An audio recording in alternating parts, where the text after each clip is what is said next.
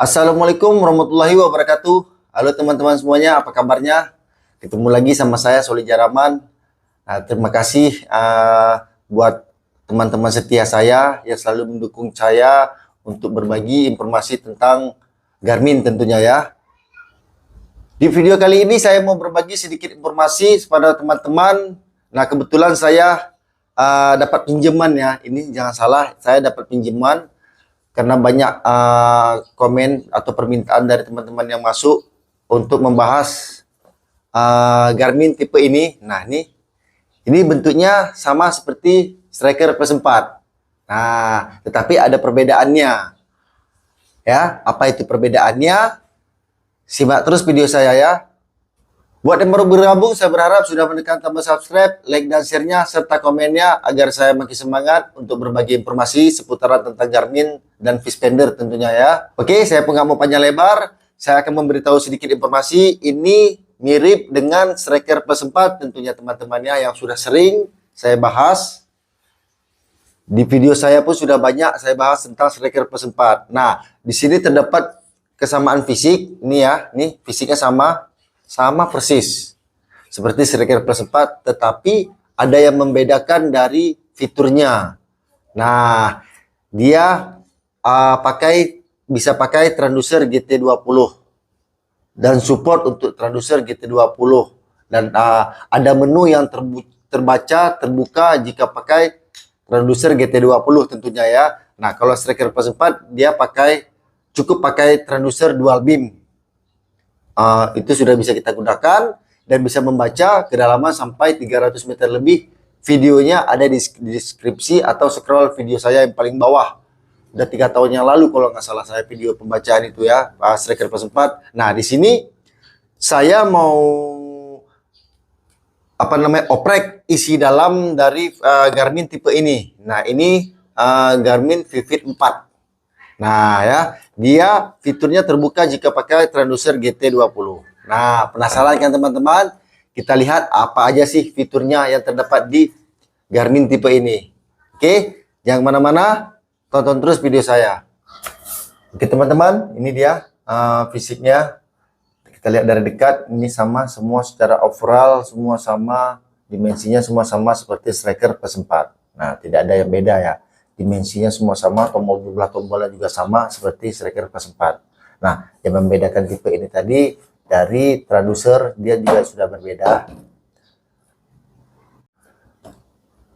Nah, sedikit informasi dulu ya buat teman-teman juga pengguna Garmin tentunya ya. Karena yang seperti ya video yang sudah saya katakan, kita Garmin ini bergaransi TAM selama 2 tahun. Nah, ini seperti teman-teman lihat fisiknya ini tidak terawat ya teman-teman. Dia pakainya belum lama, mungkin sudah ada sekitar 6 bulan atau setahun gitulah lebih kurang. Tetapi di sini ada yang membuat dia tidak terawat, terlihat kusam. Ini terjemur matahari, ini kelihatan nih warnanya putih-putih. Nah, dia tidak jaga barang ini sepertinya ya, sayang banget. Jadi sedikit informasi saja. Takutnya kalau kita mau klaim garansi terjadi kerusakan pada unit, pihak garansi akan curiga. Ini memang kita tidak pernah menjaga barang atau hukuman error namanya ya. Jadi mungkin bisa jadi proses klaimnya itu agak susah.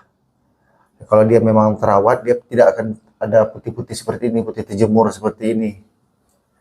Ya, ini kena air asin terus terjemur ya, beginilah jadinya. Ya, tapi ini masih hidup. Cuma nanti lama-kelamaan kalau dia sering terjemur di matahari, ini akan muncul flek hitam di layar ini, di LCD-nya ya. Usahakan teman-teman bisa menjaga barang lah. Ya, semua itu aja saya informasi dulu, sedikit aja nih. Sekarang kita hidupkan aja unitnya.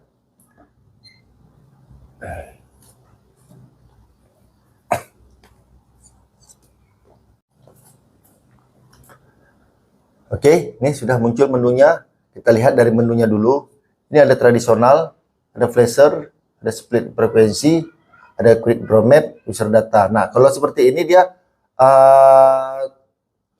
tidak jauh beda seperti Striker Plus 4 ya. Ini seperti Striker Plus 4. Nah, ini saya tidak sonarnya tidak saya aktifkan. Ya, ini coba kita aktifkan mode demonya saja. Karena kalau kita aktifkan sonarnya sama aja sih, tidak kelihatan dasarnya. Ini saya masuk ke mode demo saja. Sistem. Oke, ini simulatornya kan off ini. Kita aktifkan saja. Jadi kenapa saya tidak pasang traducer? Saya aktifkan mode demo karena saya mau lihat apakah memang ada perbedaan, kan begitu. Kalau kita aktifkan simulatornya pasti dia ada perbedaan. Kalau sudah kita aktifkan tidak ada perbedaan, berarti ini unitnya sah Striker Plus 4. Oke, ini saya on kan demonya, simulatornya. Oke, kita lihat. Nah, kan di situ tadi saya katakan memang ini bukan Striker Plus 4, tetapi ada Clearview-nya. Yang membedakan dari Striker Plus 4 itu Striker Plus 4 tidak ada Clearview dan ini ada Clearview. Itu aja sih. Dan Clearview itu muncul jika pakai traducer GT20. Nih, GT20 ya. Memang bawaannya GT20 dia baru muncul Clearview-nya. Kalau dia tidak pakai GT20, pakai dual beam, dia akan jadi Striker Plus 4. Kira-kira begitulah. Karena dia sama secara overall. Nah, ini tambahannya kalau untuk tradisionalnya semua sama. Sama ya, tradisionalnya semua isi menunya juga sama semuanya. Tidak ada yang membedakan karena dia masuk ke mode tradisional. Jadi umum. Ya, semua tipe Garmin jadi umum lah kira-kira katakan begitu. Semua menunya isinya sama. Terus kita masuk lagi ke Clearview. Nah, ini dia yang membedakannya. Di sini ada Clearview, ada menu Clearview. Nah, kalau seperti ini memang bagus sih, memang saya katakan bagus karena dia pas satu layar, istilahnya layarnya tidak terbagi. Jadi kita bisa untuk menu Clearview-nya sama kayak tradisional, pas full dia tampilannya ya. Dengan bentuknya seperti ini seakan-akan pas lah, elegan bentuknya, minimalis ya. Oke, sekarang kita masuk ke ini Clearview, tidak usah kita bahas karena memang sama semuanya ya.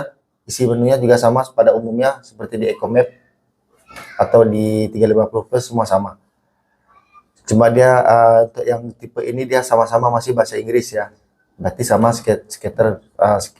Striker Plus 4. Oke, ini flashernya juga ada di Striker Plus 4 juga ada. Split frekuensinya juga ada sama di Striker Plus 4 juga ada. Di sini juga ada split frekuensinya. Oke, terus nah ini tambahannya juga dari tipe ini, Vivid 4 ini tradisional plus Clearview. Nah, ini sudah masuk ke layar berbagi ya teman-teman. Perhatikan. Jadi kalau sudah karena dimensi layarnya seperti ini, ya kan, kita mau pakai mode dua tampilan, apa namanya, Clearview dan tradisional, kesannya sih kurang efektif, bukan kurang efektif, maksudnya agak kurang ya, jadi layarnya jadi kecil ya. Oke, sekarang coba kita mau buat ini vertikal. Saya buat dulu vertikal. Horizontal ya, berbagi ya, seperti ini jadinya.